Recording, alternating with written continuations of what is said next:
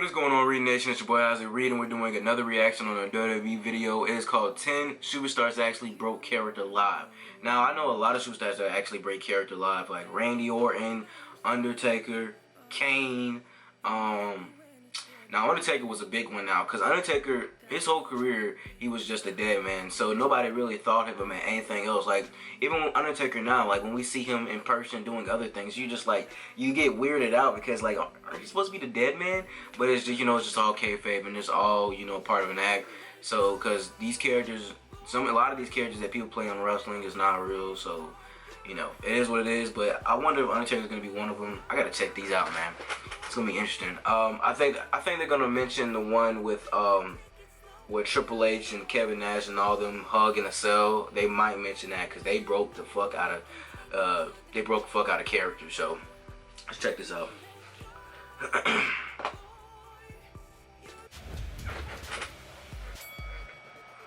Kayfabe may be lost in the art of wrestling today, especially with social media being so massive. But there are still plenty of examples of wrestlers breaking their characters on live TV. 10 WWE wrestlers who broke character live. Randy Orton. The RKO out of nowhere meme has been as hot as any of the internet memes over the past few years, but there's one real RKO that stands out above the rest as the most memorable. Kofi Kingston had botched a spot earlier in the match, and Randy Orton had a little bit of a temper problem. Orton then hit Kingston with a vicious RKO and got up yelling "stupid, stupid, stupid" at him, which was an obvious break of character. Daniel Puder and Kurt Angle. When Kurt Angle challenged the Tough Enough cast to an amateur-style challenge, I bet this was the last thing he expected. Daniel Puder was a legit MMA fighter and took the Olympic gold medalist as challenge. The two battled, and Puder locked him in a Kimura lock, forcing the referee to count a pin that didn't happen because Angle looked like he was in real trouble. It may have been unintentional, but the tough Angle was taken to school that day by a rookie, The Undertaker.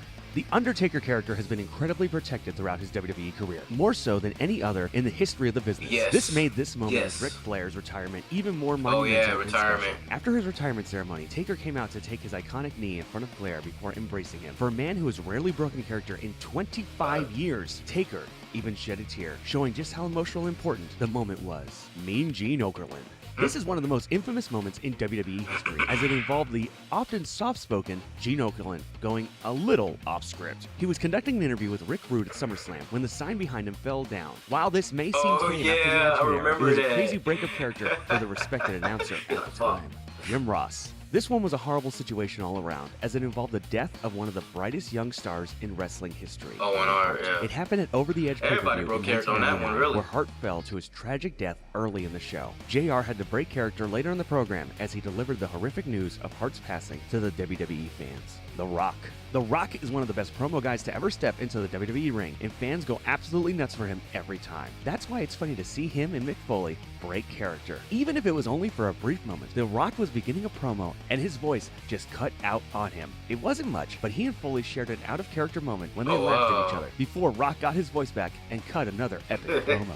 JBL. JBL has been known as a backstage bully throughout his career, but this incident found its way onto the screen. No one truly knows how the beef started between these two, but it came to a head in ECW One Night Stand 2005. It was rumored that the Blue Meanie had said something about JBL in an interview, and JBL didn't like it. He let him know the hard way. When a brawl started to end the show, JBL bloodied up the ECW favorite with a real punch, Triple H. Villains in WWE are just characters who are not supposed to care about anyone, especially the fans. Triple H embodies this, but even he had to break character when he made a small boy in the audience cry. The game broke character and consoled the boy, letting him know they were only playing around. He was invited backstage and saw the lighter side of the WWE stars. The Montreal Screwjob. This is perhaps the biggest moment in wrestling history, and was rife with backstage politics and character breaking. Vince McMahon came to the ringside and prematurely rang the bell so that Shawn Michaels would be handed the WWF title rather than risking having Bret Hart leave the company with it. The stories from that day, all different, but one thing is for sure, there were no characters that day, just clashing egos and big names dabbling in backstage didn't like politics. Shawn, nor Mr. McMahon at the time. While there were smaller incidences, this is the one that is this is the one I was talking about when they all broke kayfabe. This is when the members of The Click came together in an embrace at Madison Square Garden's house show. The only problem was that two of them were heels and two were faces, and they all faced each other at the end of the event and hugged, completely exposing the business. That's it for our list. Don't forget to like, share, and subscribe to The Sportster on YouTube. And remember, WWE performers are just playing characters, so it's only natural to break that every once in a while.